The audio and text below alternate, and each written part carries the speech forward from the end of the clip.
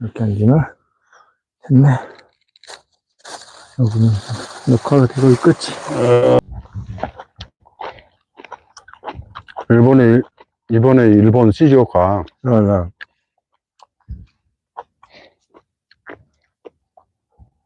공항도 터미널이잖아요, 공항도. 공항도 그러겠네. 네. 그게 지금 4월이죠? 네. 3월 달인가 개통했대요. 아, 시즈오카 노선을요? 네, 일주일에 2번. 인천공항에서 간 거 아니에요? 인천공항에서 일주일에 2번 가는데, 3월 달에 개통했다는 것 같더라고요. 그동안 일본하고 관계가 안 좋았잖아요. 그리고 코로나 또 있고. 근데 빈자리가 없어. 꽉 찼어.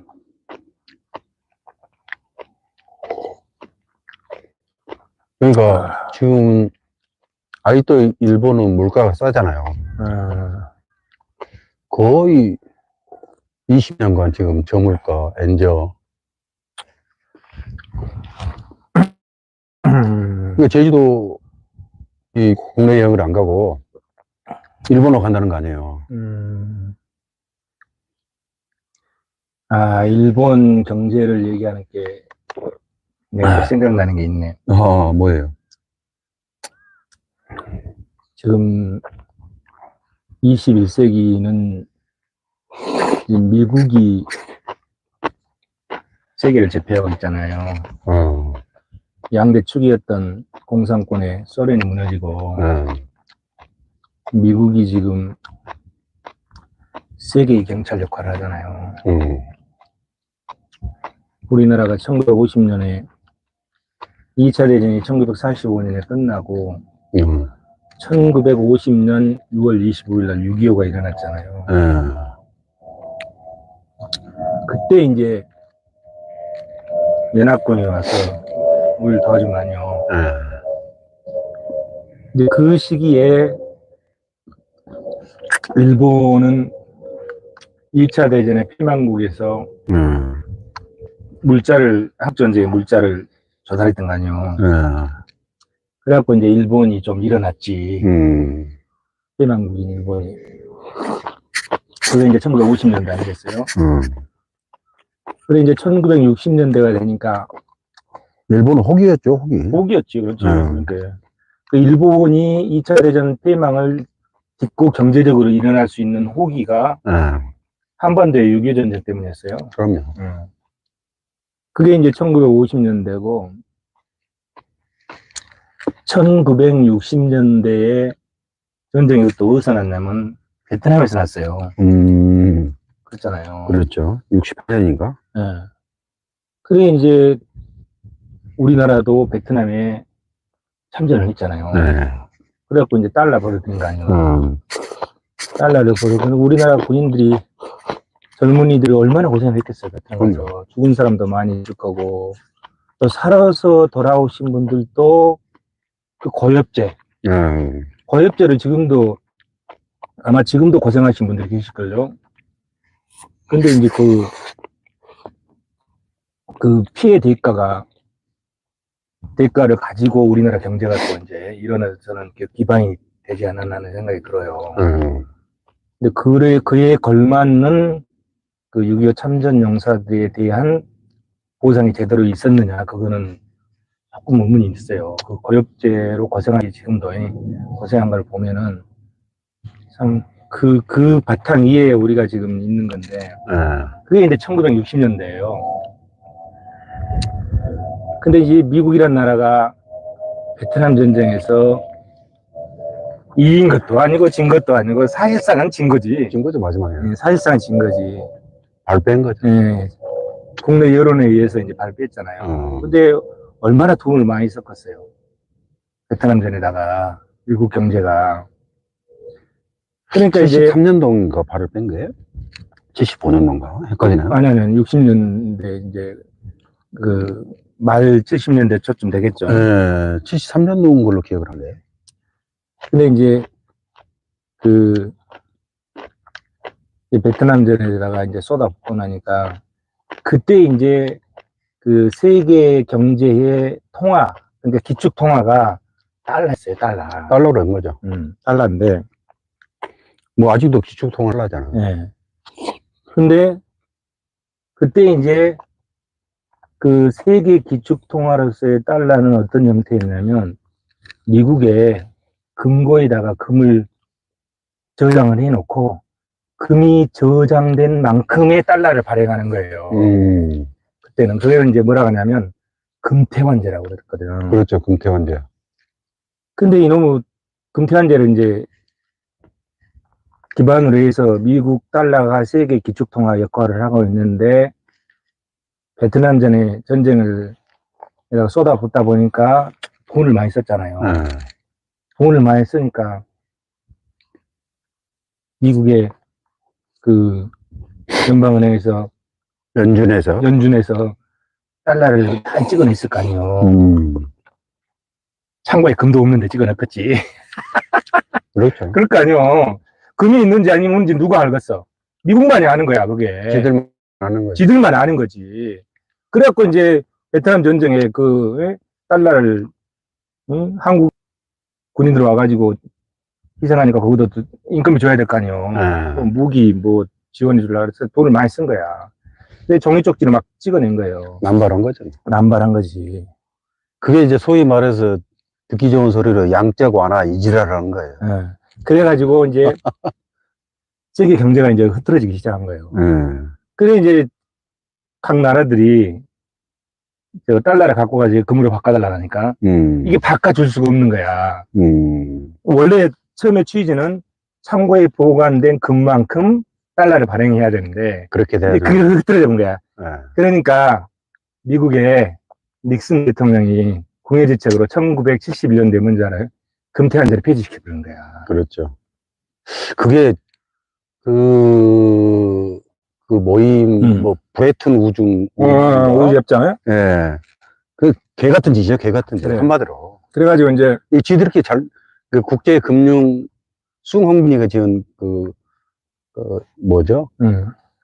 그 화폐전제? 화폐전제. 그게 이제 1, 2, 3, 4 이렇게 읽어보면은 그렇지. 그런 이야기를 하잖아요. 그래가지고 이제 막 와서 이렇게 금 1온스당 35달러 바꿔달라 하니까 이제 바꿔줄 수가 없잖아. 그렇죠. 그러니까 금태환제야. 그러면 이제 세계 기축통화 역할을 할 수가 없잖아요, 달러가. 그죠? 그래서 그때까지는 달러에가 뭐냐면 그게 적혀 있었어요. 이걸 갖고 오면 금 1온스당 1달러, 35달러를 쳐준다는 그게 이제 달러에 표시가 돼 있었어요. 그 인쇄가 돼서 나왔죠. 인쇄가 돼서. 그게 아마 이제 정확한 건 제가 기억이 안 나요. 그게 1971년도까지의 달러고, 맞아요. 금태환제를 딱 폐지하고 나니까 이제 그게 달러에 그 기록이 없어진 거예요. 그것이. 맞아요. 그게 이제 금태환제가 폐지된 거예요. 금태환제가 딱 폐지되고 뭘 실시하냐면은 변동환율 제도를 실시하는 거예요. 그래서 이제 기축통화를 하려면 뭐 이 달러가 기축통화는 뭔 믿는 구석이 있어야 될 거 아니에요. 그래서 이제 닉슨이 금태환제를 딱 폐지를 하고, 그때 아마 키신저 장관이었던가, 그 장관이 어디로 비행기 타고 가냐면 사우디 가는 거예요. 사우디에 가가지고 사우디에서 이제 협상을 하는 거예요. 자, 우리가 니들 뒷배를 봐줄 테니까 니들은 석유팔 때 반드시 달러로 계산해 주라. 달러를 갖고 오지 않으면 이게 결제하지 말라. 응? 그렇게 한 거예요. 그래가지고 보지 않고. 그래가지고 미국 달러가 세계 기축통화 역할을 금태환제가 폐지되고 나서 지금까지 할 수 있는 그 방법이 달러, 오일을 결제하는데 달러를 가지고 결제를 해야 된다. 이런 거예요. 그 이제 사우디가 이란하고 사이가 안 좋잖아요. 굉장히 안 좋아요. 지금 이제 처음에 이제 이란하고 미국이 사이가 좋다가 나중에 이란에서 혁명이 일어나면서 이제 사이가 나빠졌잖아요. 그러면 사우디가 이란이 시아파래요. 이란 쪽은 시아파고, 여기는 이제 순니파야. 사우디 쪽은. 그래서 굉장히 사이가 안 좋은 거야. 그 아랍인들끼리. 순니파가 다수일걸요? 다수죠. 예. 근데 이제 크기는 이란이 훨씬 크지, 지금. 아마 사우디가 뭐 3,500이라든가 인구가. 이란은 뭐 한 9,000 정도 되고, 한 3배 정도 차이 나요. 그러니까 이제, 사우디아라비아가 그거를 딱 협정을 해가지고, 맺어가지고, 오다가, 이렇게 세계 기축통화 역할을 사우디아라비아의 오일을 반드시 달러로 해야 된다. 이 협정을 맺어놓고 세계 기축통화 역할을 지금까지 달러 해온 거예요. 그 이제 오일몬이라고 그러잖아요.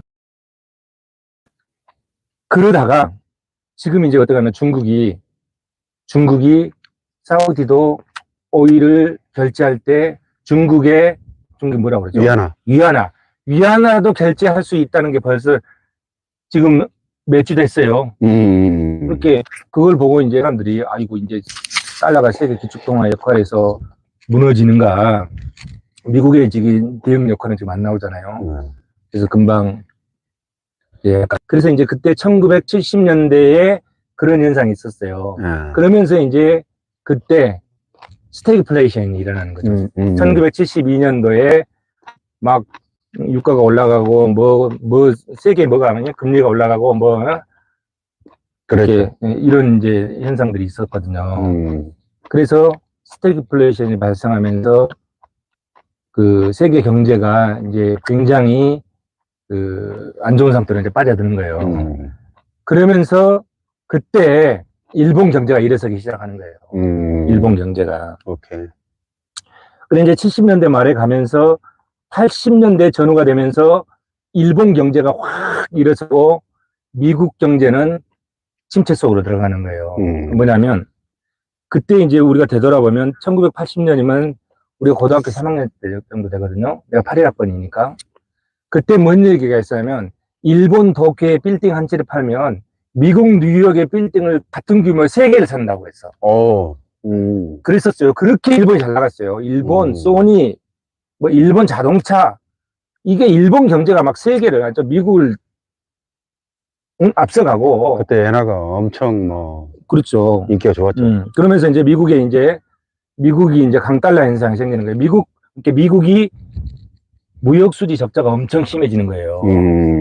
그에 비해서 일본은 무역수지 흑자가 엄청 많은 거예요. 그게 이제 1970년대 말 80년대 초가 되는 거예요. 그러면서 이제 아까 말씀드렸듯이 일본 경제가 일본에 뭐 도쿄에 빌딩 하나 팔면 뉴욕 가가지고 같은 규모의 빌딩을 3개를 샀으니까 얼마나 잘 나갔어. 그때 이제 미국에서 그때 이제 레이건 정부였어요. 레이건 정부에서 레이고노믹스가 발표하는 거예요. 그게 뭐냐면 공급 중시 경제학이라고 그래요. 그때 미국의 소득세가 몇 프로였냐면 80%까지 갔어요. 최고 세율이. 그거를 세율을 40%대로 다 내린 거예요. 근데 그때 내렸던 세율이 지금도 정착돼 있고 우리나라도 50%가 안 넘잖아요. 우리나라도 그 시스템으로 지금 정착이 되어 있는 거예요. 그러면서 그 80년대에 들어와서 일본 경제가 이제 꼬꾸라지기 시작하는 거예요. 일본 경제가. 그때 이제 미국에서 역할을 했던 게 그 미국 레이건 정부에다가 보고서를 낸 게 펠트스타인이라는 그 학자가 있어요. 그 사람은 이제 미국의 무역 수지 적자가 심화되는 이유가 상품 시장에서 미국이 잘못돼서 한 게 아니라 미국의 재정 적자가 무역 수지 적자를 심화시키고 강달러 현상으로 금방 얘기했던 일본의 빌딩 하나 팔면 3개를 사는 역할이 된다. 그래서 그거를 재정 적자를 해소함으로써 그 경제 위기를 극복해야 된다. 이런 주장을 펴는 거예요. 그래서 이제 그 미국 경제가 다시 살아나면서 그때 일본 경제가 꼬꾸라지기 시작해서 지금까지 오는 거예요.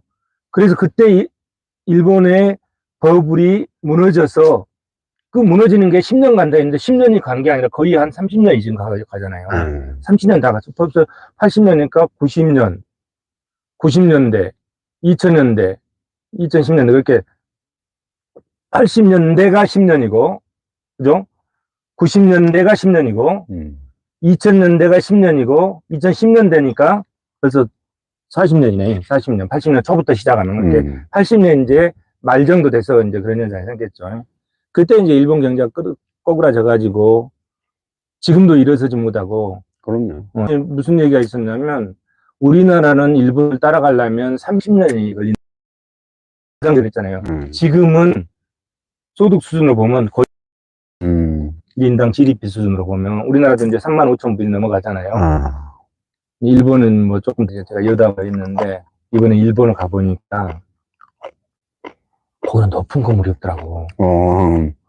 시조가. 시조가 그쪽으로는 이제 그 주로 이제 농촌 도시 작은 도시들이거든요. 높은 건물이 없더라고. 이렇게 굉장히 뭐랄까 좀 안정돼 있다갈까 포근하다갈까 이런 생각이 들더만요. 1, 2층 이런 건물들밖에 없어 주로. 지진 때문에 그런가 봐. 우리는 막 안에 보세요. 저 보면 저 다 아파트잖아요. 20층, 30층 이런 게 없어 일본 가보면. 물론 도쿄에는 뭐 있겠죠. 그럼요. 근데 많죠. 거기는 시즈오카에는 그쪽으로인가 우지산 쪽으로 가보니까 거기는 높은 건물이 없고 호텔도 5층이에요. 5층. 아마 5층 호텔. 그 후지산도 이제 활화산이고 그러기 때문에 그런 아마 원인이 있을 거예요. 그런 영향이 있겠죠. 근데 아무튼 이거 드자 이거. 주제도 없는 얘기를. 아니 정말 이 미국 얘들이 그 이야기하는 정말 제국주의의 발상. 제 상국이 보기에는 아니 인플레이션 감축법이라는 게 그러면은 지들 나라에서만 적용을 하고 해야 되는데 그걸 교묘하게 지들 살기 위해서 그게 뭐지 약자로 IRA인가요? 인플레이션 감축법? 그러니까 이번에 뭐 현대나 기아차도 그 적용을 못 받는다면서요. 그러니까 그 자국에서 생산된 조립하고 생산된 제조한 자동차에 한해서는 엄청난 혜택을 주는 거죠. 차 한 대를 이렇게 파는데 약 1,000만 원에 가까운 혜택을 주는 거예요. 차 한 대에 1,000만 원에 가까운 뭐 900, 거의 뭐 950 뭐 얼마인가? 5천만 원 차가 있다면 20%네. 그걸 깎아주는 거잖아요. 혜택을 주는 거잖아요. 그 현대나 기아차도 그게 일부 좀 적용 받을까 생각했는데 예외 없이 독일, 일본, 한국 차 다 적용이 안 된다는 거예요. 그런 것만 놓고 보면은 우리가 보통 트럼프를 또라이라고 하잖아요.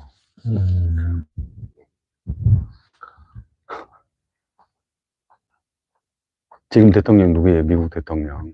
바이든. 똑같은 놈들이에요. 똑같은 놈들. 지들끼리만 잘 먹고 잘 살라고 저지를 하는 거예요.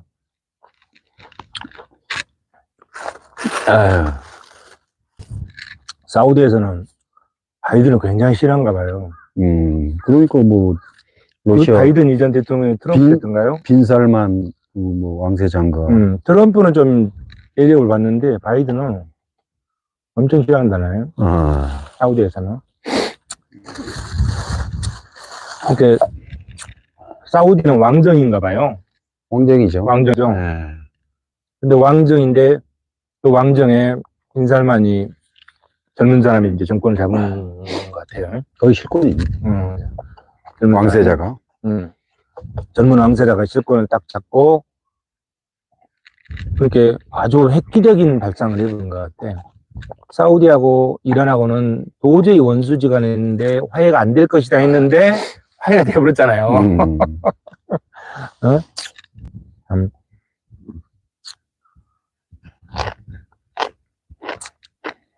근데 그런 역할들을 중국이 많이 하고 있는 것 같아. 응? 중국이. 중국에 대한 무역 적자가 우리도 굉장히 큰 것 같은데. 지금 무역 적자가 보니까 작년에 우리나라 무역 적자가 425억 달러였대요. 그래요?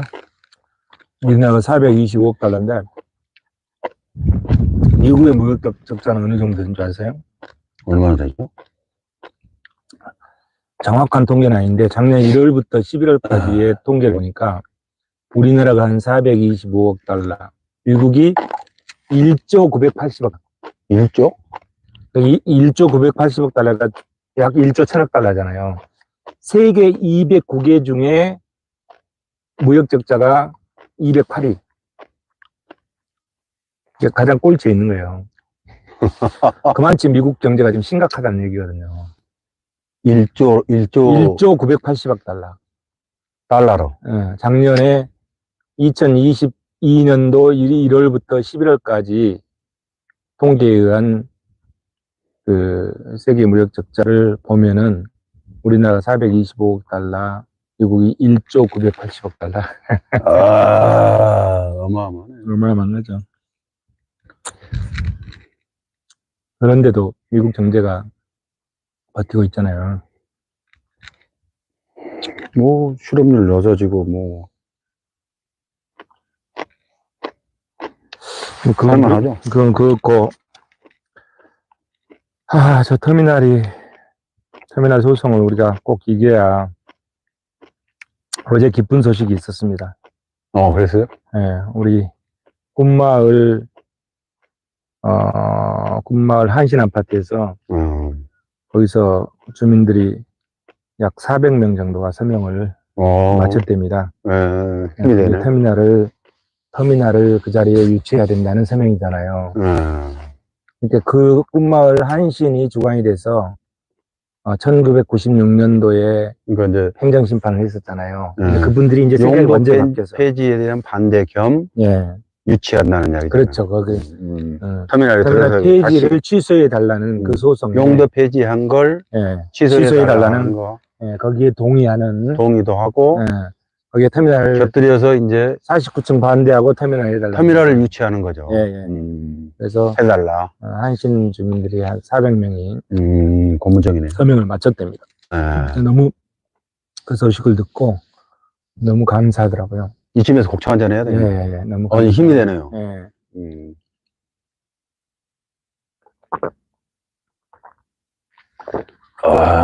그리고 또 내가 하는 모임에 장 대표라고 있는데 그 양반이 전단지 150장을 줬더니 자기 150명을 반드시 받아오겠다고.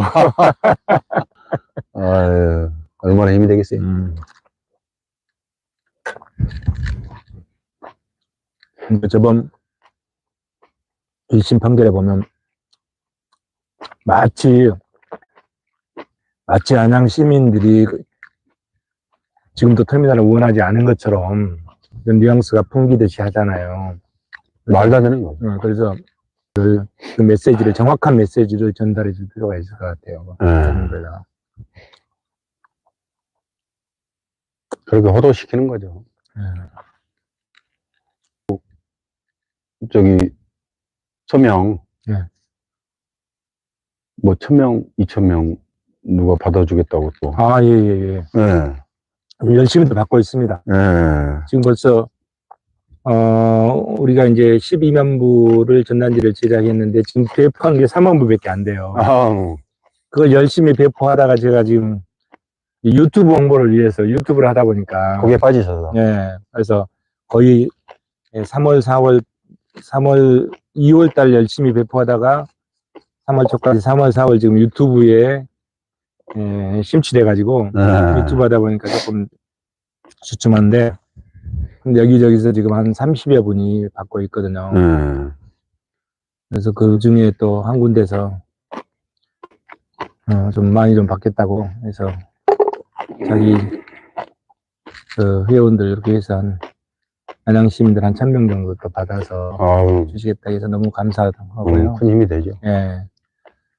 한 명 받기도 힘든데 그렇게 열심히 또 여기저기서 시민들이 도와주시니까 그 힘에 의해서 우리는 열심히 또 연구하고 해서 지금 2심이 어느 정도 지금 진행됐어요? 지금 뭐 아직 일단 뭐죠? 항소 이유서만 항소 제출하고? 제출하고 아직 다른 건 없는 상태입니다. 아니, 변호인 쪽에서 네. 다른 소식은 없나요? 저쪽에서 뭘 제출했는지 그건 뭐 와야 또 그렇죠. 여기서 대응을 할 거 아닙니까? 이제 답변서 내고. 그래서 항소 이유서 냈고 피고 쪽에서 아직 반응이 왔다는 얘기를 아직 못 들었거든요. 네.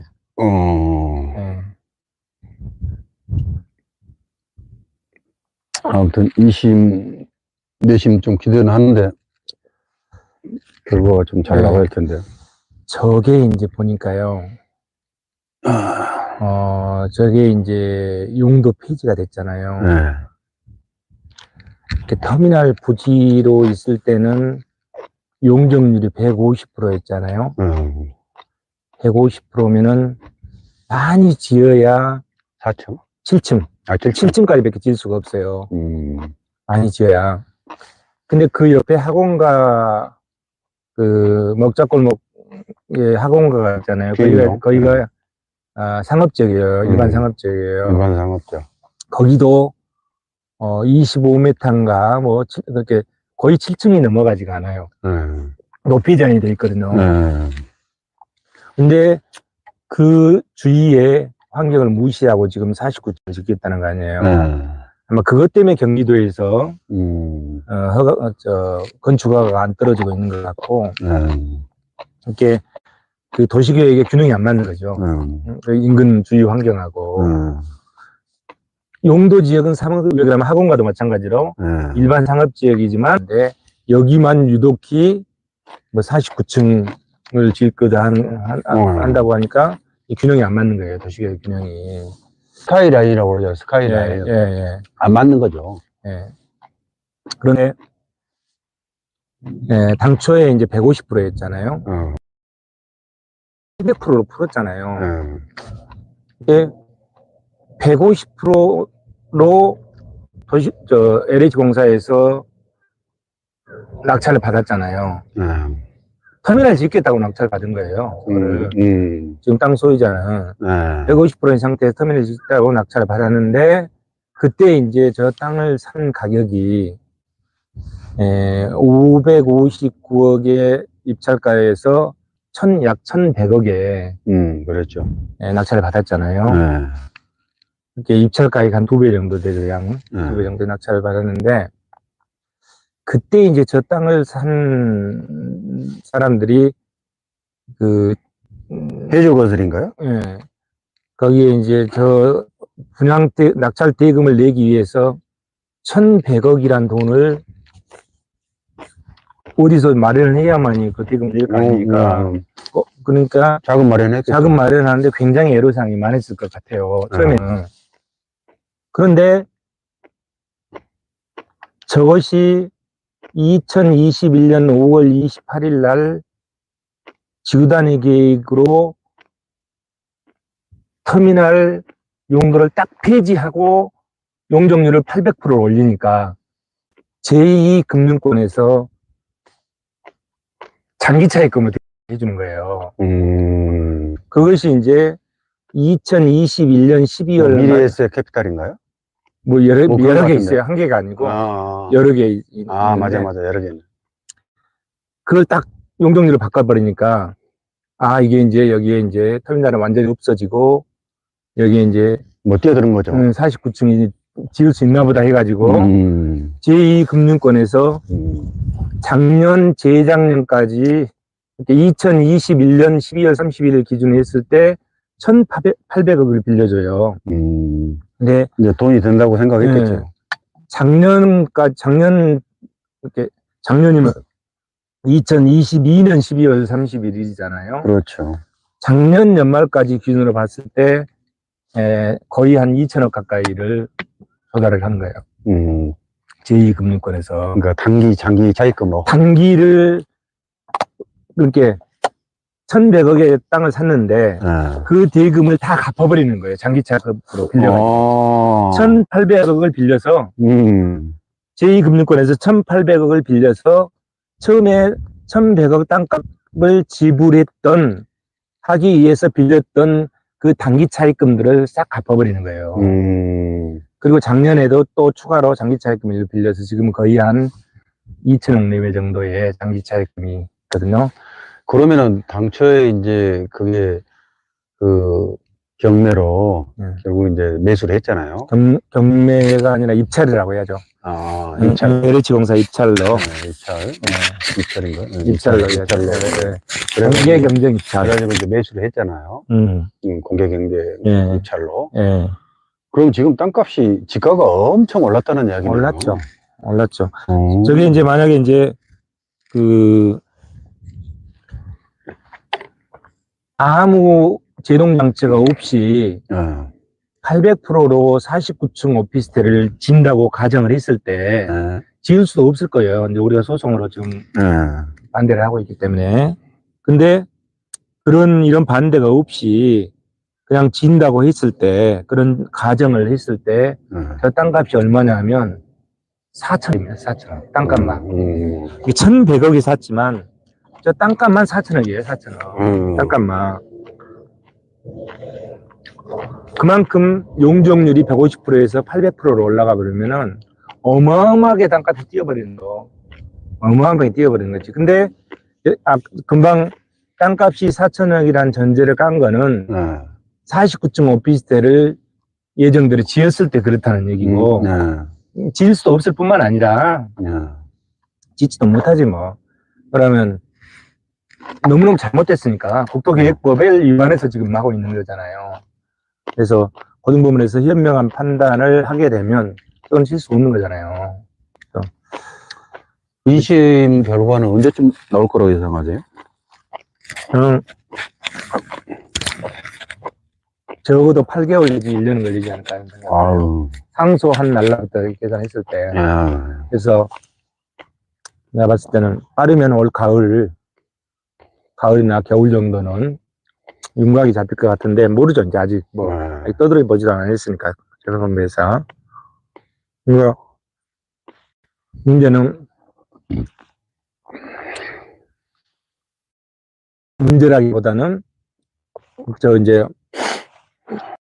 내부 이제 공개된 재무제표를 분석해 보면 장기 차입금을 싹 갚아서 단기 차입금으로 빌려준 거는 이제 아마 내가 봤을 때는 대표 임원진들. 단기 차입금이 64억 정도 되고 내가 알기로는. 그런가요? 그 다음에 장기 차입금이 1996억 정도. 그러니까 한 2천 몇십억 되죠. 그 정도 될 거예요. 장기 차입금을 융통에 쓸 수 있었던 그 이유가 바로 용도적 폐지라는 거예요. 그걸 딱 폐지를 하니까 제2금융권에서 딱 빌려준 거예요. 달려드는 거죠. 달려든 거예요. 근데 이제 돈 냄새를 맡은 돈 냄새는 이제 저거 되겠구나 이렇게 달라진 거죠. 근데 이제 2021년도로 봤을 때는 천만의 말씀. 그나마 그때는 이제 제2금융권의 이자가 낮아요. 한 4%? 뭐 4%, 4%, 5%. 이랬는데, 근데 지금 한 7, 8% 정도. 근데 이제 기준금리로 작년에는 이제 이 물가를 잡기 위해서 금리를 올렸잖아요. 그러니까 역시 제2금융권의 그 대출금리도 7%, 8%까지 이제 올리는 거예요. 이게 그 이자 부담이 굉장히 클 것 같아요. 그겠죠. 작년 1년 동안에 결산서에 나와 있는 이자만 해서 약 한 98억 연간 이자 90% 그렇게 100억 가까운 이제 1년에 이자가 들어가는 거죠.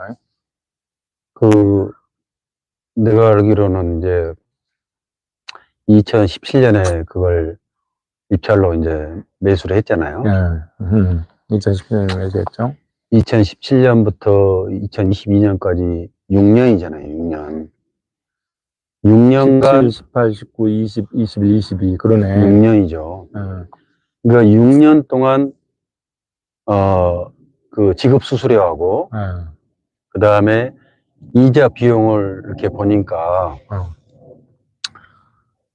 그 6년 동안 이제 지급 수수료로 나간 게 262억 정도가 나갔고, 그 다음에, 이자 비용으로 288억 정도가 나갔더라고요. 토탈해서 이제 500억 이상이. 500. 그거 합치면 한 540억? 네. 550억. 네. 550억 정도 되네. 그게 이제 지급 수수료하고, 지급이자고. 예, 이자 비용으로. 그러면은 1,100억의 낙찰을 받았는데 반절.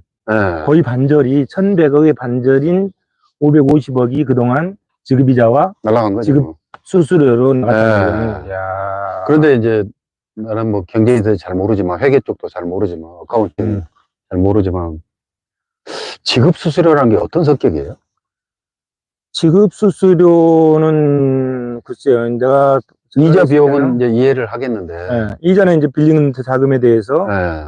그 약정 이자율대로 지급 수수료가 뭔가 좀 메리트가 좀, 지급 수수료는 이제 이런 것들이 있겠죠. 뭐 기업하는 입장에서 보면은, 아니 이제 대출 받으려면 뭐 좀 이렇게 사전에 이렇게 뭐 로비 자금 뭐 그런 로비 거. 자금이라든지 아니면 그 몇 프로 띄워준다든지 뭐 이런 것들 또 뭐 저 리베이트 뭐 이런 거. 리베이트라든지 그런 것도 있을 수 있고 그것뿐만이 아니라 지급 수수료 내역은 공시가 안 돼 있으니까 알 수는 없지만 뭐 예를 들어서 어떤 영역을 했을 때 영업비도 거기다 계산했을 수도 있고 그러니까 내가 봤을 때 그 지급 수수료라는 게 사실은 과하게 많이 들어갔죠. 문자 그대로 보면은 지급 수수료, 지급해준 수수료 이렇게 느껴지는 고상하잖아요. 그 이면을 이렇게 들여다보면은 아주 구린데가 많잖아요. 지급 수수료라는 게. 그거는 이제 그 세부적인 내역은 공시가 안 돼 있어서 알 수가 없고 근데 일반적인 이제 기업에게 기준에 의한 지급 수수료 보면 여러 가지 종류들이 있을 수 있어요. 근데 이제 전반적인 거로 보면 아까 지급 수수료가 얼마요? 228억? 62억. 그러면 좀 과하게 들어갔다. 아니, 나 이해가 안 간 게 이자 비용은 이제 이해를 하잖아요. 이자는 뭐 약정 이자 들어가는 거죠. 그 288억이 나간 것은 이해를 하는데, 야, 무슨 지급 수수료로 262억이 들어갔다는 게. 그럼 뭐 경영하는 사람들이 뭐 어떻게 그 세부적인 내역은 이제 공시가 안 되니까 알 수가 없지 않겠어요. 근데 과하게 들어간 거는 뭐 이게 일반적인 형태가 아닌 것 같아요. 그런 거 지급 수수료로 나간 거 보면은 이렇게 많이 나가나. 그래서 그 뭔가 이면에 뭐가 있지 않을까 그런 의혹이나 의심이 드네요. 잘해야죠. 근데 어찌됐든 그래서 이제 제가 봤을 때는 이제 저게 벌써 이제 1,100억의 땅값인데 지급이자와 지급 수수료가 거의 한 550억이 들어갔다면 1,100억에다가 550억을 더하면은 540억인가 540억인가? 그러면은 1,600, 700억 되잖아요. 그럼 나머지 아까 2천 정당의 차입금 하면은 2천 한 몇십억 되잖아요. 2,040억. 2,040억이면 1,600억 빼면 한 400억. 그거는 이제 뭐 다른 비용들, 운영 비용이나 이런 거 들어갔을 거고. 수익은 없는데 비용만 들어가고 있는 상태에서 그 비용은 제2금융권에서 대부분이 되고 일부분이 이제 일부가 단기 차입금으로 아까 뭐 한 조금 있겠죠. 한 60억? 64억. 64억, 70억 정도 있을 거고 나머지 1,996억이 장기 차입금으로 해서 그동안 이제 빌렸던 돈들은 그 돈으로 싹 갚아버렸다 이런 얘기잖아요. 그래서 이제 만약에 저게 이제 소송을 통해서 시민들이 이긴다면 어떤 효과가 생긴가 한번 고민을 해보면 일단 시에서 용적률 800%를 올려놓은 게 다시 150%로 환원이 되는 거잖아요. 그렇게 되는 거죠. 원상 회복이 되는 거니까.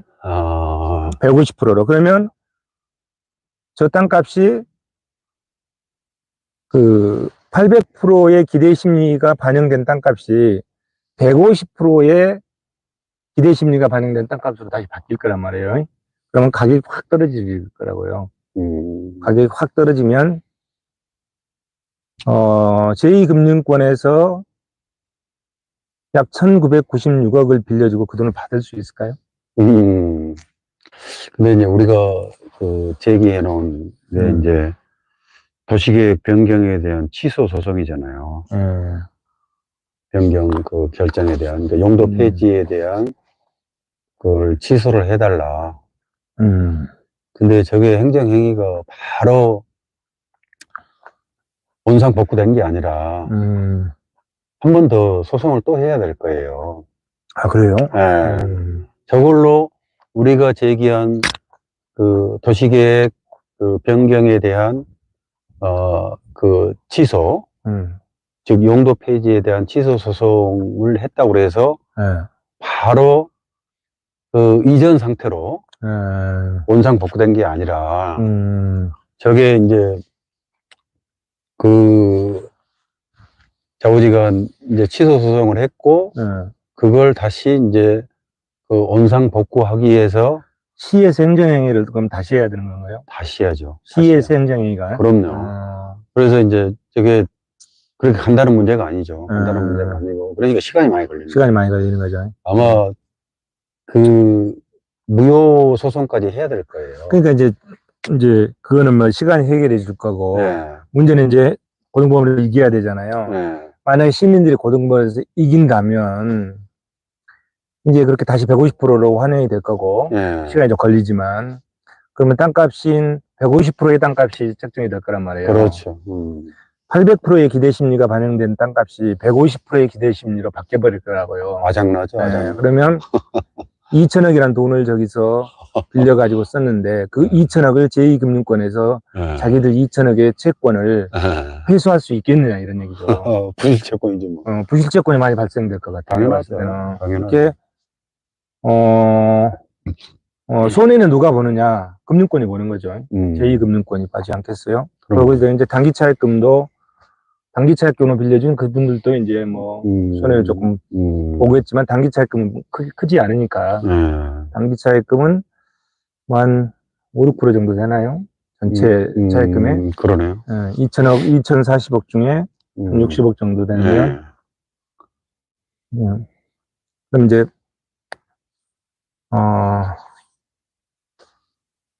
돈이 금융권, 제2금융권이 그러면 제2금융권에서는 만약에 이게 이제 우리가 행정소송에서 시민들이 이겨서 다시 150%로 환원된다면 제2금융권에서는 자기가 피 같은 돈을 회수하려고 하지 않겠어요? 어떻게 되죠? 회수하려고 하겠죠. 그럼 회수하는 방법이 어떻게? 회수하는 방법, 자기들이 그 저 땅을 계속 갖고 저 땅을 아예 자기들이 낙찰을 받아버릴까? 아니, 낙찰을 받으려면 또 무슨 뭐 과정이 있어야 될 거 아니에요. 그렇게는 안 되고요. 다만 이제 계약이 어떻게 됐는지 모르죠. 계약이 어떻게 됐는지 모르는데 계약서를 봐야 되는데 아마 이제 뭐 해조건설하고 이제 채권 채무 관계는 계속 남아 있겠죠. 근데 물론 이제 땅을 보고 결국 이제 제2금융권에서 투자를 한 거잖아요. 돈을 빌려준 거잖아요. 근데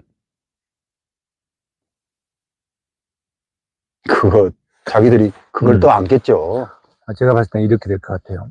악성 채권으로. 지금 이제 다시 150%가 되잖아요.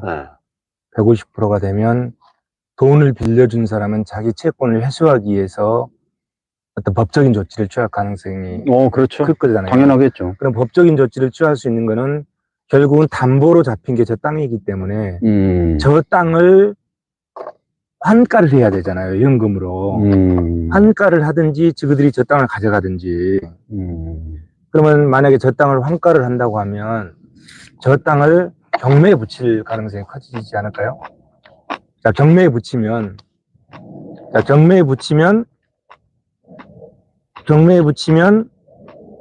그 누군가가 저 땅을 경매로 낙찰을 받으면 그 낙찰 대금을 가지고 자기들이 빚잔치를 할 가능성이 크지 않겠습니까?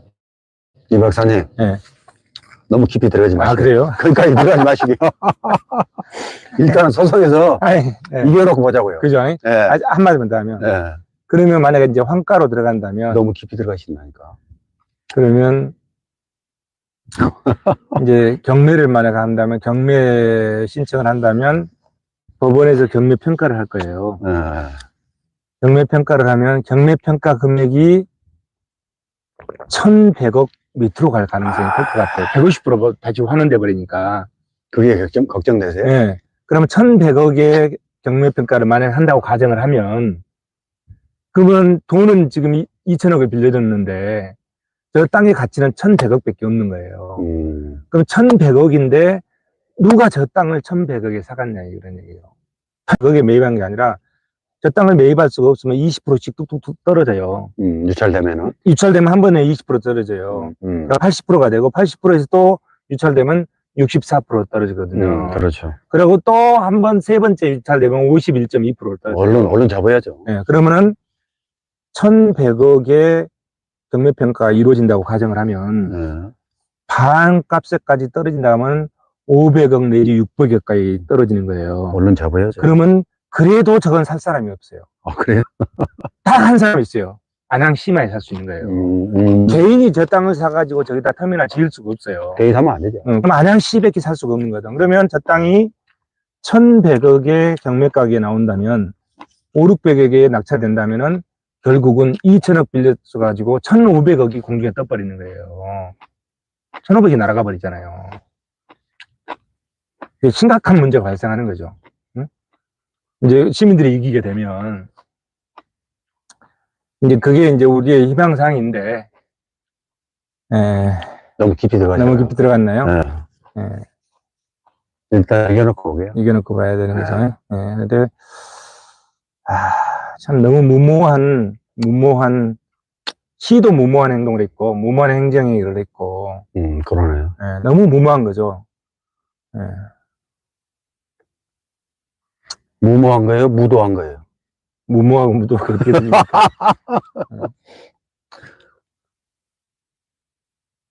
나는 무모하다기보다도 무도했다고 봐요. 무도. 그게 뭐냐면 저거는 원래 대중교통권을 누릴 수 있는 시민의 권리요.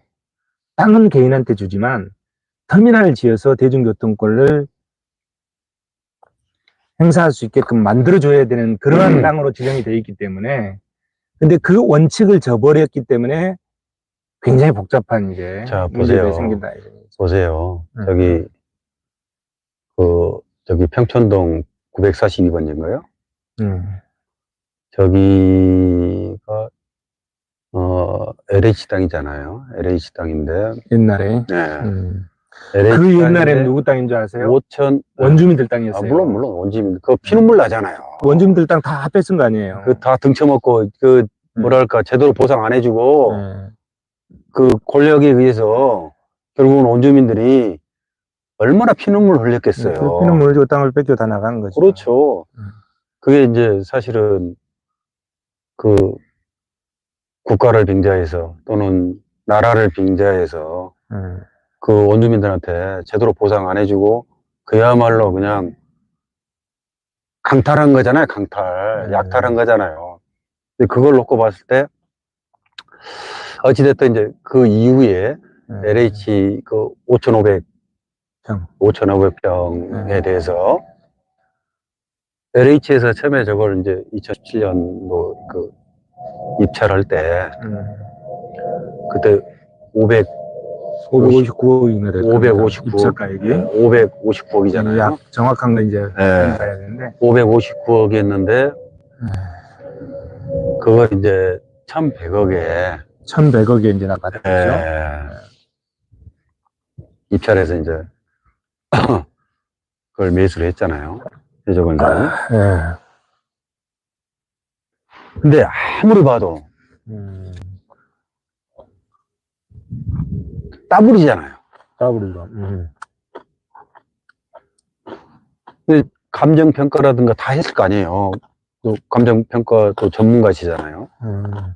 근데 (559억에) 대한 가치가 있는데 1,100억에 더블로. 더블로만 낙찰 받은 거지. 그들이 모르고 했겠어요? 아니라는 거죠. 이게 뭔가 이제 내가 주장하는 것은 그거예요. 일반인들이 생각 못하는 뭔가 더블로 이게 그 입찰에 낙찰을 받은 거 아니에요. 그러니까 그 나는 흑막이 있다는 거죠. 흑막이. 그러니까 뭔가 터미널 짓기 위해서 입찰에 흑막이 내놨고 터미널 짓기 위해서 낙찰을 받았는데 그 내면은 다른 생각이 있었다 이런 얘기. 당연하죠, 그런 얘기죠. 당연하죠. 예. 그런 흑막이 없었으면은 이거 하나 드셨어요? 네, 저 먹었어요. 단백질은 뭐 네. 계란만큼 이렇게 좋은 게 없죠. 배가 부른다. 최고예요. 네.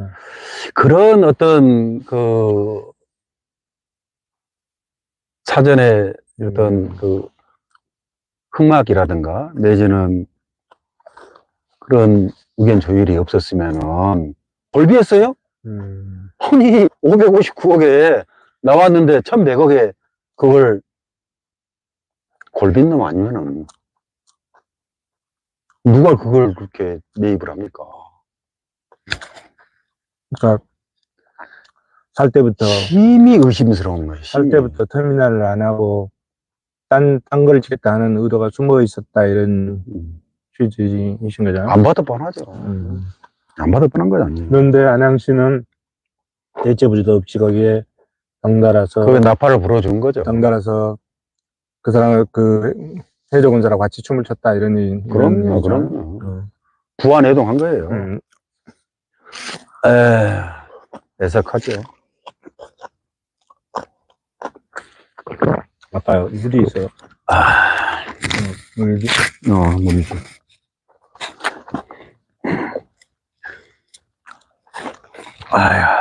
아무튼 지금 우리가 해야 할 일은 서명 많이 받는 겁니다. 그럼요. 설명 많이 받아요. 시민들의 서명을 많이 받아서 터미널이 필요하다는 서명을 많이 받아 정부에 재판부가 현명한 판단을 내릴 수 있도록. 이제 어느 정도 이제 유능한 유튜버가 되시고 다시 이제 그 서명 작업 네, 돌입해야죠. 집중해야죠. 지금 3월 3일 날 시작해가지고 구독자가 아침에 777명에서 700, 아까 내가 올라올 때 보니까 793명이었어요. 800명까지 온 것 같습니다. 아이고. 4월 달에 1000명을 돌파하고 1000명을 돌파할 게 이제 4월 달 목표고 많은 구독자를 갖춰서 그러시다가 또 유명한 유튜버가 되신 거 아니에요? 홍보를 많이 해서 이제 터미널이 필요하다는 그 필요성에 대한 홍보. 그러기 위해서는 터미널이 필요해서 터미널 설치하기 위해서는 소송에 이겨야 되고 당연하죠. 소송에 이기기 위해서는 서명 운동을 통한 서명을 많이 받아야 된다. 아무튼 서명은 직접이든 간접이든 총동원해서 우리가 날도 풀렸잖아요. 우리가 여기 와서 저 안양시를 내려다보면서 터미널을 고민한 지도 벌써 오늘이 157회 산행입니다. 그렇게 되네. 157회 관악산 주말 산행. 주말마다 오는데. 157회 와서 대단하네요. 안양시를 바라보면서 저 자리에 터미널에 들어서야 되는데 안타깝다.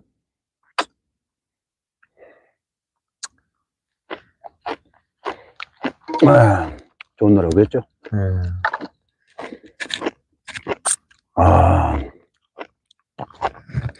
너무 많이 먹은 것 같아요. 이거 과일 좀 더 드세요. 너무 많이 먹었어. 하나 더. 배가 다 드셔요. 내 몫은 다 먹은 것 같은데.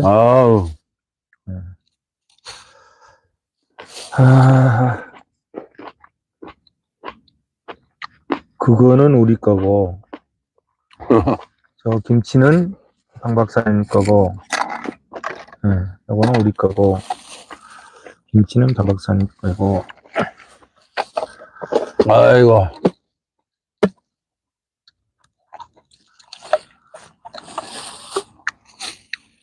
이걸로 이제 157차 네. 마당바위 주말산에. 주말 산행 까미를 네, 마쳐야 되겠네요. 아, 이거 큰 실수했네. 아니, 까마귀가 먹을 걸 안 남겨놨네. 아이고, 이거 어찌했을까? 까마귀한테 오늘 욕좀 얻어먹겠네. 욕좀 얻어먹게 생겼네. 까마귀 먹을 걸 안 남겨놨어. 다음에 챙겨야 되겠네. 아이고.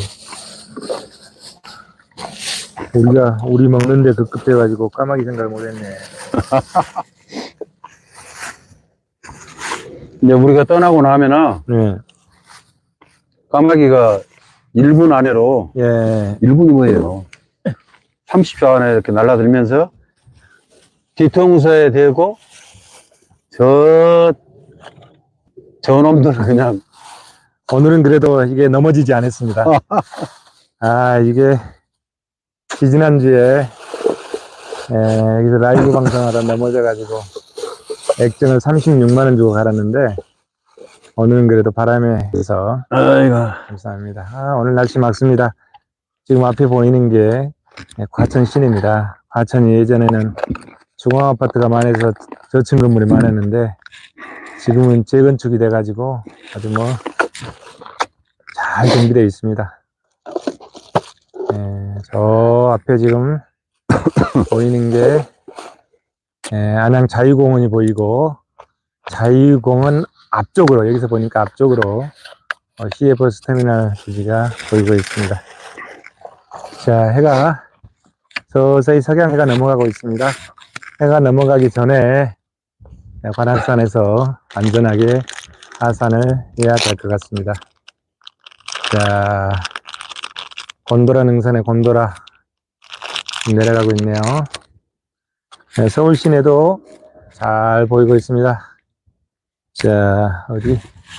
여기 롯데월드도 보이고 잘 보이고 있네요. 자, 편안한 주말 되시기 바랍니다.